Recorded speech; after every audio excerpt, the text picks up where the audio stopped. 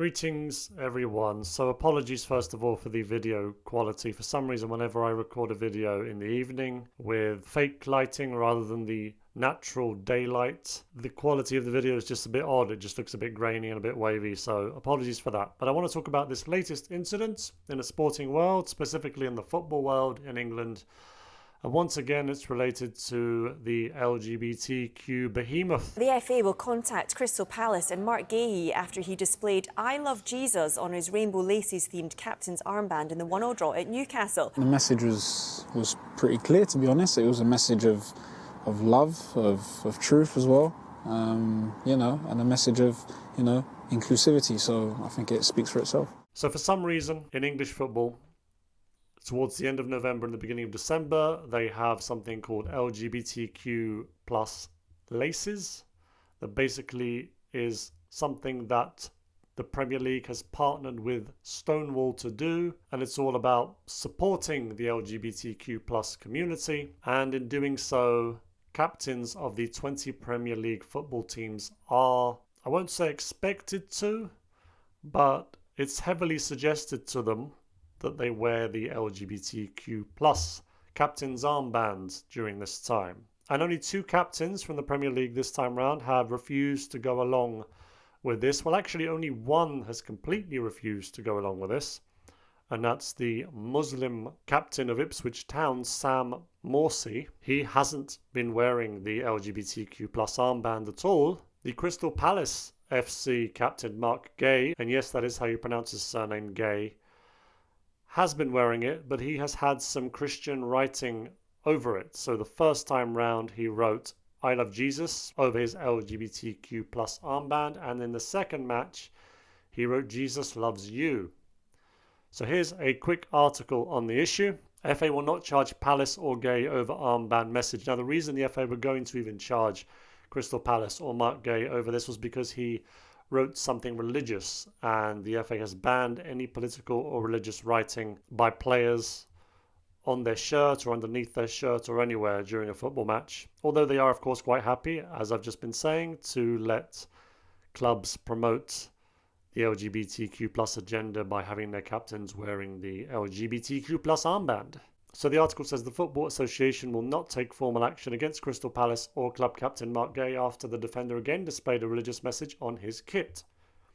The centre-back was reminded about the FA's regulations over religious messaging after writing "I Love Jesus" on his rainbow captain's armband for the game against Newcastle United at Selhurst Park, but he ignored the message and then wrote "Jesus loves you" on his armband in the next match against Ipswich Town at Portman Road. The rainbow armbands are being worn as part of the Premier League's LGBTQ plus inclusion initiative in association with the charity Stonewall, as I mentioned earlier. Team captains are encouraged but not required to wear one. And then later on in the article, as I also mentioned, it says that Ipswich Town captain Sam Morsy did not wear a rainbow armband in Ipswich's game against Nottingham Forest or in their game against Crystal Palace at Portman Road. So here are the reactions of the managers of both clubs. First, Oliver Glasner, the Crystal Palace manager. I think we shouldn't make it bigger than it is. Keep it calm. He's very respectful to everyone in the club. And I think we all in football, we are all against discrimination, against abuse, every single part. And so this was a great campaign. He has his opinion, and we accept and respect every opinion. This is the quote of this campaign, is being tolerant, and Marc is very tolerant, so everything is fine. So that just seemed very diplomatic to me. He was saying that they're all about inclusion, but of course that includes Marc Guehi, and he can of course express whatever he wishes to express. And here is the comment from the Ipswich Town manager, Kieran McKenna. We want to be an inclusive club. The club are working really, really hard on that within the club and within the playing group. There's a lot of good work being done, and we want to continue that work. But at the same time, the club has respected Sammy's individual decision based on his religious beliefs, and I think that's a fair assessment. So his one looked a little bit more drab, like he was kind of not totally on board with what his captain is doing, but he accepts it. He wasn't as neutral as Oliver Glasner. He seemed like he was almost disappointed in what his team captain did by refusing to wear the LGBTQ colours. It's so difficult to keep saying that, LGBTQ. Am I the only one? LGBTQ+. Anyway, those are the reactions of the managers.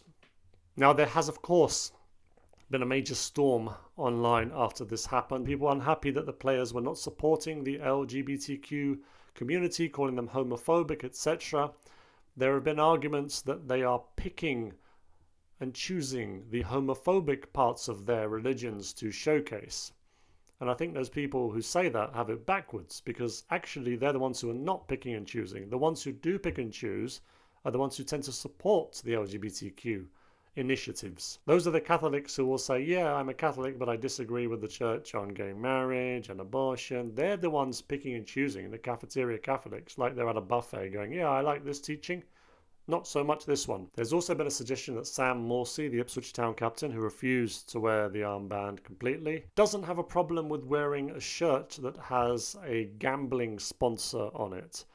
But that's unfair to him because he doesn't have a choice. He has to wear the kit. And if the kit happens to have a sponsor on it that is a gambling company, there's not a whole lot he can do. Whereas with this, he can actually refuse it because the LGBTQ armband isn't part of the kit for now. You know, it's not the first time, unsurprisingly, that something like this has happened. One incident I can remember off the top of my head was a player named Guehi, and yes, that is how you pronounce his surname as well, ironically.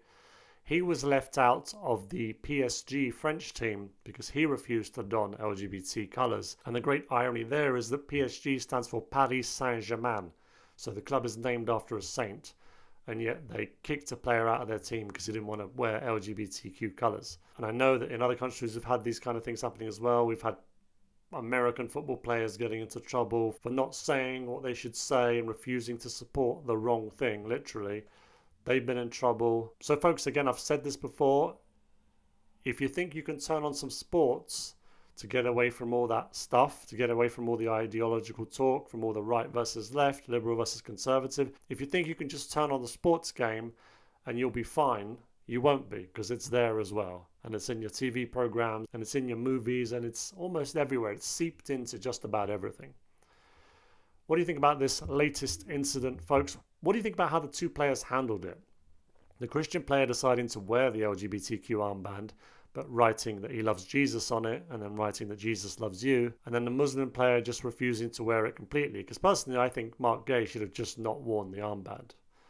He should have just said, no, he's not wearing it, and that would have been the simplest thing to do. But instead, he wrote the religious stuff on there, and then that gave the FA an excuse to reprimand him because you're not supposed to write religious things. Leave your comments below. Thank you very much for watching the video. Have a blessed morning, day, or evening, whatever time it is where you are in the world.